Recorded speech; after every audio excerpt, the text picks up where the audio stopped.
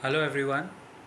Well, like many other people, you must be also wondering ना यार problem क्या है, या तो ऊपर चढ़े बाजार या नीचे गिरे. What's wrong with the markets. But market में ट्रेंड एस्टैब्लिश होने में यही प्रॉब्लम होता है. अगर अप ट्रेंड में आएगा तो बाय ऑन डिप्स का मार्केट. अगर डाउन ट्रेंड में होता है टेम्पररीली तो सेल ऑन राइज का मार्केट. टुडे मंडे 27 मार्च जो आपने देखा, एफ ने नेट 900 करोड़ का सेलिंग किया है. And DII, domestic institution investors, which is mutual funds, LIC, big institutions, इन्होंने 1800 करोड़, 1800 करोड़, यानी double of what the FIS sold. The DII is bought double. इसके लिए आज वो मोमेंट्री अपस्विंग जो आपने देखा वो था. Otherwise perennially, or maybe wrong choice of word, temporarily I should say, the market is in a downtrend till we break 16,720. 16,800 पे बहुत सारे लोगों का स्टॉप लॉस लगा हुआ है. एंड अब आप पूछेंगे कि प्रॉब्लम क्या है, मतलब फियर फैक्टर क्या है. गाइस, फियर फैक्टर बहुत सिंपल है. There is every weekend there are things coming out from the banking sector. Deutsche bank का कुछ न्यूज़ था फ्राइडे को. Deutsche bank is like the SBI of Switzerland. अगर Deutsche bank को खरोच भी आएगी तो आप सोचो पूरा European market already tenterhooks पे है. वो कितना जल्दी, कितना ज़ोर से गिर सकता है. Basically the worries with the international finance community currently, या international global markets currently, are to do with the banks. क्योंकि अब इन्फ्लेशन इतना बड़ा मुद्दा डराने का नहीं है. आपने वो कहानी सुनी थी ना बचपन में, शेर आया, शेर आया, शेर आया, शेर आया करके कोई डराता है. अल्टीमेटली शेर कभी आता नहीं है. इन्फ्लेशन इज़ ट्रांजिटरी बोल के पावल साहब, US फेड चेयर ने बहुत डराया. He got elected again. उनका पॉलिटिकल या री इलेक्शन बोलो पूरा हो गया. उसके बाद से वो इन्फ्लेशन के पीछे ऐसे पड़े हुए हैं कि ब्याज दरें बढ़ाते जा रहे हैं. गाइज, इसका अंडरलाइंग जो मुझे दिख रहा है अगले 2 साल में, वो बहुत बुरा असर हो सकता है US की इकोनॉमी के ऊपर. Because a lot of these commercial, ये पॉइंट मैंने आज एक न्यूज़ चैनल में देखा and I did my research and I think it's true. अभी इमीडिएट इम्पैक्ट तो US में कम दिख रहा है, बट अगले साल जब इलेक्शन आएगा तो ये लोग कैसे ये मामला सलटाएंगे, वी डोंट नो.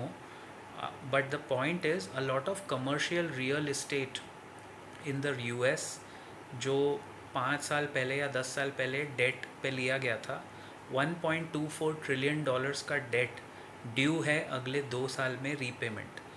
और वो लिया गया है ब्याज पे 0.5% जब इंटरेस्ट था तब. और अब फेड का, US का रेपो रेट क्या है, 5% टर्मिनल रेट आ गया है. तो उसकी रीफाइनेंसिंग में ज़रूर एक प्रॉब्लम आएगी जिसमें और 3-4 बैंक लुढ़केंगी. तो बैंकिंग सेक्टर का जो एक globally banks are connected because ये इंटर बैंक लेंडिंग करते हैं.